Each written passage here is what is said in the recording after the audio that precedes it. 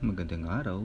Ngayong araw ay magluluto tayo ng sotanghon na may patola at sasahugan natin ito ng roast ball sardines. Alam niyo ba guys na ang roast ball sardines ay isa sa pinakamasarap na sardinas na natikman ko.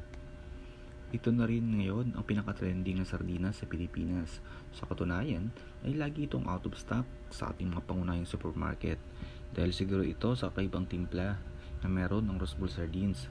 Hindi rin ito malansa at walang kaliskis ang isda. Balik tayo sa ating niluluto guys. Balatan at hiwain natin ang manipis ang patola. Maghiwa rin tayo ng sibuyas at bawang at pati na ang repolyo. Dito ay hindi tayo gagamit ng cooking oil. Magpapakulo lamang tayo ng katamtamang tubig sa ating lutuan o kaserola. At ilagay ang sibuyas at bawang. Naglagay din ako